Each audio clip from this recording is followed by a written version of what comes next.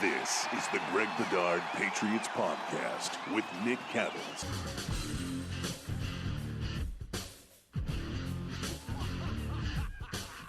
He's Greg, I'm Nick. It's the Greg Bedard Patriots Podcast. Nick Cattles, brought to you by Athletic Greens, the all-in-one nutritional insurance for your body that has over 7,000 five-star reviews. And Greg, let's start. Patriots have completed now 9 days of camp with 8 practices. And everybody, and I mean everybody under the sun that is following this team, that is writing about this team, talking about this team, is talking about the offense. Just big picture, what have you seen from the offense, and is it as big of a concern for you as it is for others? Okay, so just to recap, so last week, first 4 practices was almost all red zone stuff. And definitely the defense was winning more and more each day. I wasn't concerned because it was just red zone, and there's only so many routes that you can run before the defense figures things out. It's a compressed part of the field. You know, that the defense was winning by the end of the week was not a surprise. And you really weren't having the run game involved at all. It was just red zone passing. So they didn't have to worry about play action really or any of that stuff. And then we come to this week, and first day, Monday, they have padded practices Monday and Tuesday. And you could tell that they were definitely running the outside zone running scheme that we've seen from Mike Shanahan, Kyle Shanahan, McVay, you know, all those guys that are affiliated with that. And it did not go well at all. I mean, they just, you know, and I know people, it's been blown up on Boston radio, but I said it, you know, it was an abject failure. And it was. I mean, I'm here to tell you what happens each day. And I will tell you if there's progress, and I will tell you if it was good or bad. And the first day, it was a disaster. Every play was, whether it was a running play or a pass play off of a running play, it was a disaster in terms of how it was being blocked. Like, there was no room for anybody to run. There were people running through. Like, it was just a disaster. Were you going to say something, Nick? No. Oh, okay. I thought it must have been some feedback. Sorry. So it was, you know, but I was like, okay, it was bad of the first day, whatever. They're putting in something new. It happens. Let's see what it looks like the second day. A little bit better, maybe like 2% better. And then all of a sudden, instead of going to pads for 3 days in a row, Belichick dials back. They go into shells and shorts. And he even acknowledged that they had to almost take a step back and do corrections and let's work on this stuff, which, you know, happens from time to time. Right. And then that brings us to today, which they were back in full pads because they're in the stadium Friday night, which is a very, you know, special teams heavy, just getting ready for the preseason type of thing. Off on Saturday. We don't know what they're going to do on Sunday yet. Right now it's to be determined. So you knew today was going to be a heavy day. It was very hot, very sunny here in New England. And, again, the same sort of problems. I mean, it's just completely disjointed what they're trying to do on offense. I will say that the inside zone gap runs that you do see, and largely the passing game, like, you know, it's been okay. But you could just tell that, you know, whenever they're trying to run outside, they're running these stretch runs where, you know, basically the idea is you're trying to get the defense to run sideline to sideline, and then you're looking for a crease where the offensive lineman angles off a blocker and the running back sees it and he cuts back. Think Terrell Davis and the Broncos in their heyday, that kind of running scheme. That's what the Patriots are trying to do here, and it just hasn't worked, Nick. It hasn't worked at all. I mean, it's gotten a little bit better, but, man, at this pace, I don't think it's going to be like ready for prime time to win games until you're talking the midpoint of the season. Wow. I was going to ask you, you know, when we look at the progression of a training camp and when it's time to get truly concerned about what you've seen so far, and you're telling us things are so disjointed, it could take until the middle of the season until these guys get their asses together. What's the problem overall? I mean, I'm reading a lot, Greg, about the interior offensive line. I'm reading a lot about Cole Strange. Is that the biggest issue that stands out to you right now? Well, a couple of different things. I mean, David Andrews has been slowly sort of vamping up his participation. Like today, he was a little bit more involved. So that's obviously going to affect things when you're going from David Andrews to James Ferentz and undrafted Cody Russi at center. Because the most crucial position on the field in a zone blocking scheme is the center. They are the ones that read the play. They get to the second level, peel off the linebacker, that sort of thing. And so not having Andrews out there hasn't been great. Then you get into, okay, they seem to be set, and we'll talk about whether this will continue or not, but they seem to be set on at least trying this. And, okay, I can understand from an X's and O's standpoint implementing it. There are certain reasons why you would do it, and you could see the logic in it. But you also have to ask yourself, do we have the personnel to run it? Trent Brown is a mammoth left tackle, 6'8", 375 pounds. When you're talking about, and then you have Mike Owenu at right guard, who is a big, strong, not exactly the most agile guy in the world. Cole Strange is out of central casting for the zone scheme. And then Isaiah Wynn, pretty good fit in terms of, smaller guy athletic. That's what you're looking for. You're looking for very highly athletic, smaller offensive linemen. The Broncos had those for years, little runt offensive linemen who would, cut and get out and get into space and really create seams. You have to question whether the Patriots even have the personnel. And then the other thing, you ask, like, what's the issue? The issue is they're not blocking it correctly, whether it's the run game or the pass. I mean, Nick, there are guys, every run is like, there's three guys in Damian Harris's face, like every time he runs the ball. I mean, it really is a train wreck.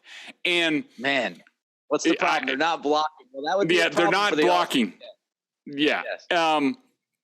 And here's the other thing. So there's the personnel. And then if you run the zone blocking scheme, and I've sat in offensive line meetings with offensive line coaches and studied the zone blocking scheme and see how it works. And when you watch it, it is a highly precise, highly rhythmic offense where every guy, every single subtle footwork, handwork, everything has to be on point for it to work.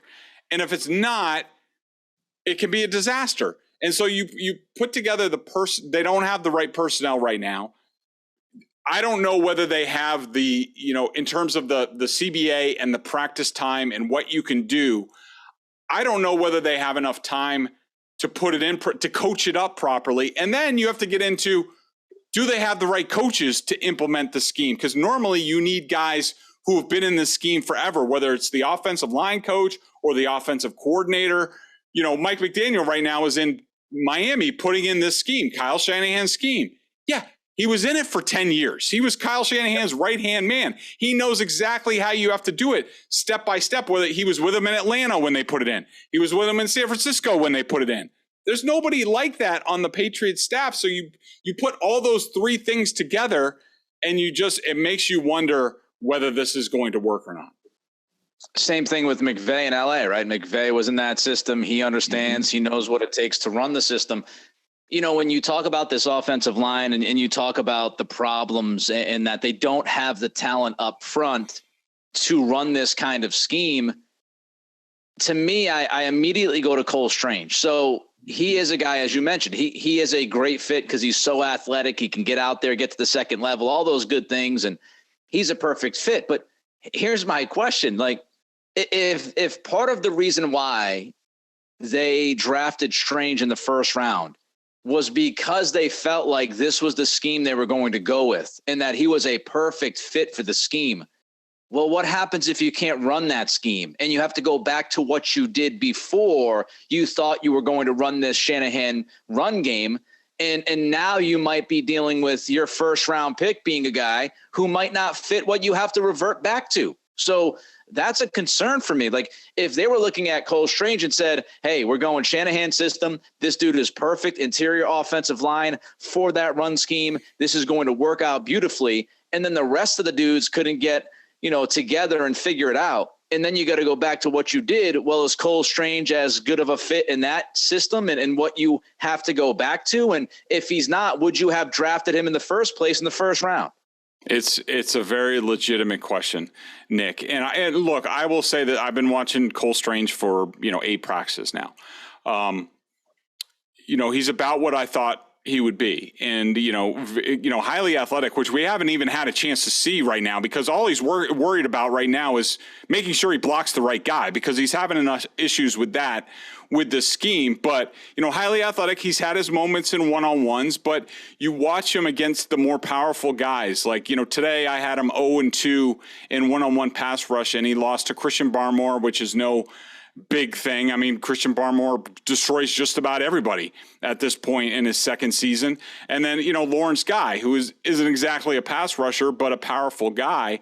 And, the concerns that I had about Cole Strange, if they do go back to what they do, in terms of, gap scheme and power and things like that, can he hold up and hold the point of attack, against the bigger guys if he's just in there slugging it out one-on-one or, in his gap? It's a legitimate question. If my personal feeling, Nick, is if they end up doing that, you're going to look at Cole Strange and say, this is a year too soon for him. That he needed almost like a redshirt year to get stronger. We talked about the badunkadunk last time, a little bit bigger in the britches to really anchor against those guys. But I mean, my opinion on him hasn't changed. I still think he's very talented, could be an all-world center, when, Andrews is done.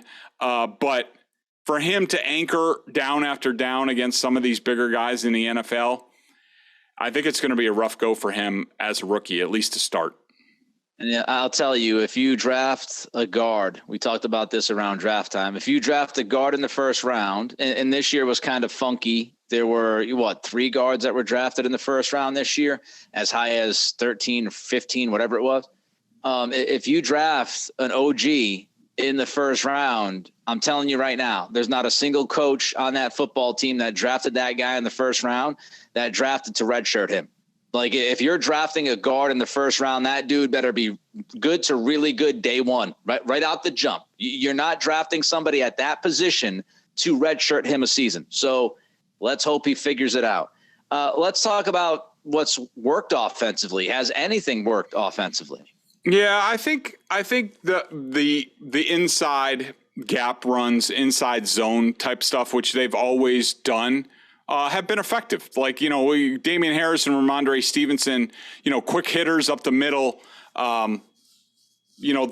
those have worked. And I think the quick passing game has been okay. But, the thing that, and maybe we'll see it upcoming this week. Maybe this week was just, let's work on the running game and sort of the passing game. That's an offshoot of that. Because I still think, Nick, that when it comes to this offense, I think, yes, they want to change the running first and second down offense, the zone runs and the pass plays that come off of that, the Shanahan sort of staples. I will say, when they've gotten into the traditional Patriots pass game, on third down, long yardage, when they've done that, it doesn't look all that different. And you could tell that Mac Jones is more comfortable with that stuff.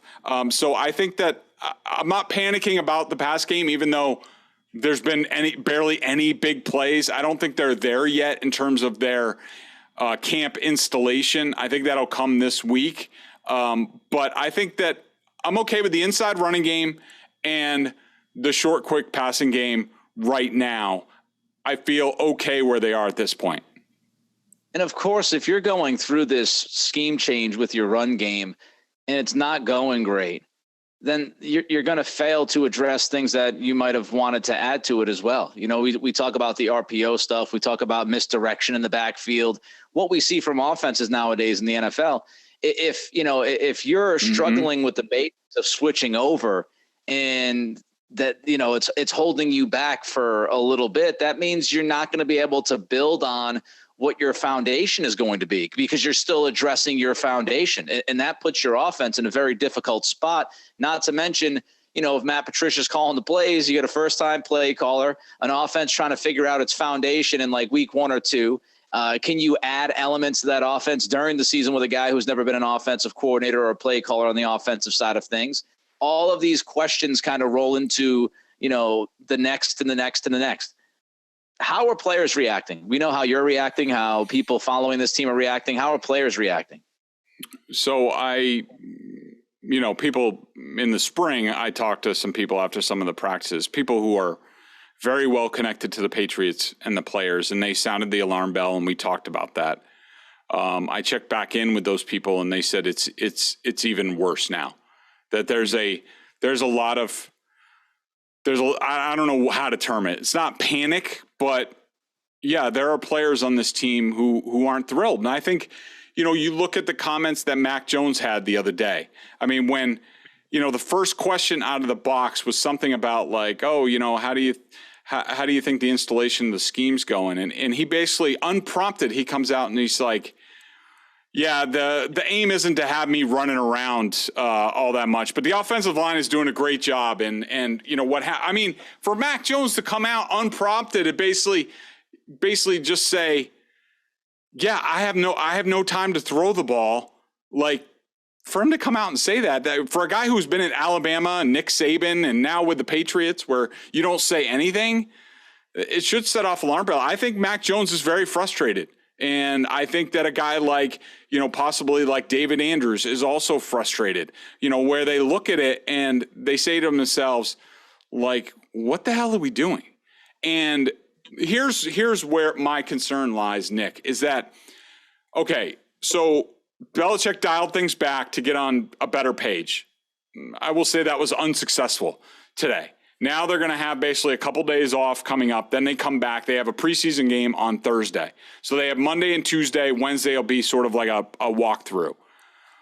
I think this is a big week for what's going on with this team and this offense, because I think the players need to see success. And that's the thing. Coaches all the time, players don't know what's good for them. They don't. And Bill Belichick knows better than anybody in the history of football what his football team needs. There are reasons why he's doing this. And so the players don't, initially sometimes things don't work out well, but Bill has something in mind. But at some point they need to start seeing light at the end of the tunnel, that this is going to work, or else they risk losing the players and their faith. And I think you're seeing that a little bit with Mac Jones. Like today, last couple of days, he's been holding the ball a long time in the pocket. Like, he's indecisive, where that was not a concern last year with him. Even in training camp, going up against Cam Newton, he knew where to go with the ball. He knew what to do. And I don't think it's coverage. I think that he doesn't trust what's going on around him. He doesn't trust what's being called. And I think there are some issues there. And they need to start seeing some success, or else they're going to need to start looking at, do they start making some changes sooner rather than later? Not great. I will tell you what is great, though. Athletic Greens. Greg, tell the people out there how Athletic Greens has helped you over the past several weeks.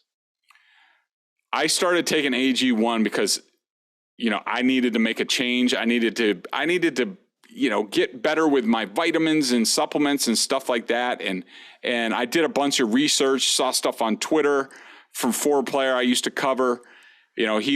People were touting Athletic Greens. I was like, what the heck is this thing? So I looked it up, and it's legit. So what is this stuff? People want to know. It's a green juice. Everybody knows these things. They taste like garbage most of the time. But with one delicious scoop of AG1, you're absorbing 75 high-quality vitamins, minerals, whole food sourced ingredients, probiotics, and adaptogens to help you start your day right. This special blend of ingredients supports your gut health, your nervous system, your immune system, your energy, recovery, focus, and aging, all the things that you want. I mean, I love it, Nick, because it's lifestyle friendly. Everybody knows I've been watching what I eat. This works with keto, paleo, vegan, dairy-free, gluten-free. Contains less than 1 gram of sugar, which I absolutely love because I've been eliminating that from my diet. Right now, it's the time to reclaim your health and arm your immune system with convenient daily nutrition. It's just 1 scoop in a cup of water every day. That's it.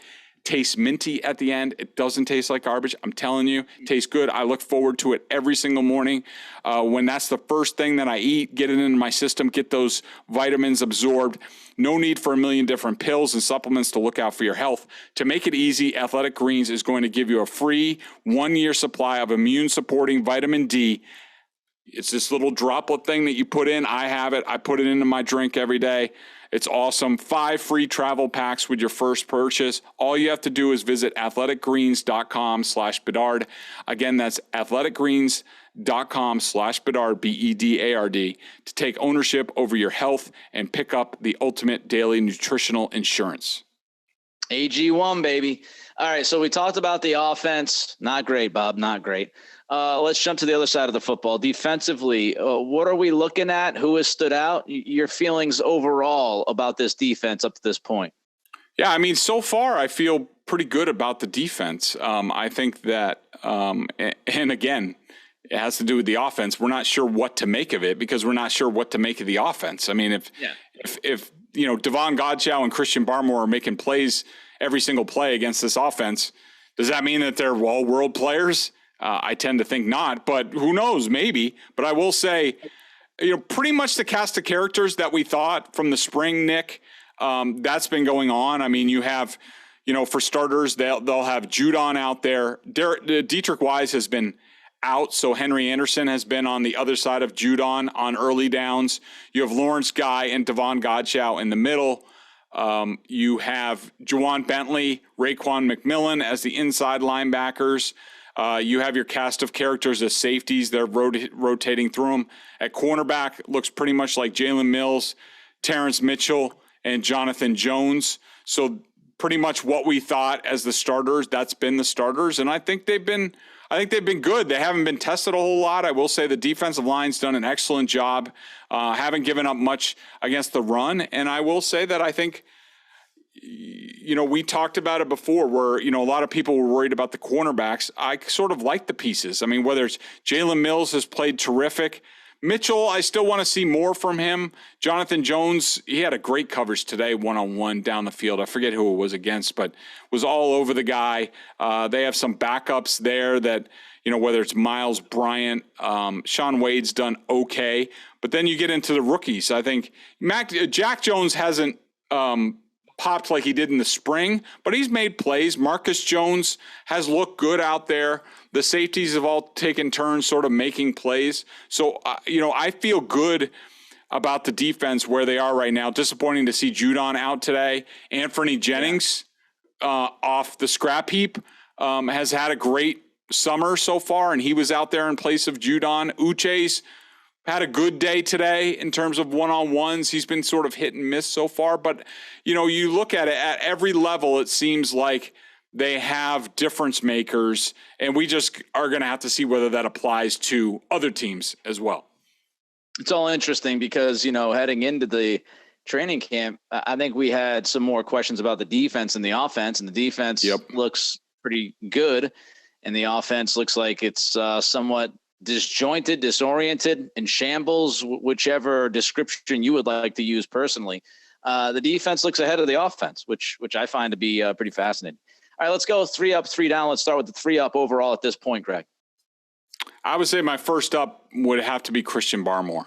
He's been a complete wrecking ball inside. Now, it has been interesting that he hasn't cracked the starting lineup in terms of the run. He's decidedly second-team defensive tackle out there with Carl Davis. He obviously comes on in sub-packages and is very effective there, but he's off to a tremendous start in camp. I would say my number 2 up, I think I would have to give Jalen Mills a lot of props. I think he's looked terrific in camp so far. To me, he's been the clear number 1 cornerback on this team. He had his moments last year. He looks to be, more consistent at this point. And my third up, I had one in mind. It's hard to give anybody on offense anything, even though they've all had moments. Jacoby Myers has certainly looked consistent as usual. Devontae Parker has popped a little bit. But I guess I would have to give it. I think I would have to give it to Devon Godchaux. I mean, he gets the big contract. Doesn't rest on his laurels. I think he has been better so far to start his second season. Yeah, your guy Godchaux. I was shocked by that contract extension. I don't think he was great last year, but he's looked good so far. He might, make me look like a complete idiot, and I would not be surprised by that. And then, my guy, Jalen Mills, not the biggest Jalen Mills fan, but everybody is saying that he's doing a great job early on. So if they can get more out of Mills and Godchaux than I expected, this defense is going to be more than I expected. 3 down. I was debating whether to do guys that people know or not know. But I mean, I guess guys who, I guess I've been disappointed in so far. One would be Sean Wade, the cornerback, who, when Jonathan Jones was out, was given a big opportunity at slot cornerback. And since Jones and Miles Bryant came back, he's been slipping down the depth chart. And he did have a nice play today, but he's been burned a lot more than he's made plays. I would say that in terms of the offensive line, guys who have disappointed me, Cody Rusey, undrafted free agent, who I sort of talked up in the offseason, he's had a really tough time in one-on-ones. He's had 3 decisive losses in the last 2 rounds. So, you worry about the depth there, even though I do think James Ferentz has been, a little bit better. But by the way, I have to add another up because I can't forget this guy. Remember the name LeBrian Ray, this undrafted free agent from Alabama. He's 6'4", 290. He's basically your new Adam Butler, and I think he has a chance to be better than Adam Butler. They can't block him. I don't know what it is about him. He doesn't look imposing. He is pretty quick. I will give him that. But if you're looking for a guy to sort of pair, you can see Barmore, and instead of Dietrich Wise, you put LeBrian Ray out there. I think this guy, he's been so good. I think he's even locked up a roster spot already as an undrafted free agent. On the down list, I guess I would have to say, not that he's done anything in my mind to sort of slip down, but it seems decidedly that Cam McGrone is not in the plans.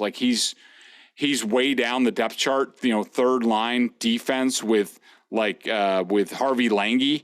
And so, he certainly has not popped given the opportunity. And, my third down, I'm going to stick with sort of the edge guys. I will say, and again, I just haven't seen much from him. I'm not saying he's terrible and you should write him off, but Ronnie Perkins just, has not popped so far. He looks really small on the field.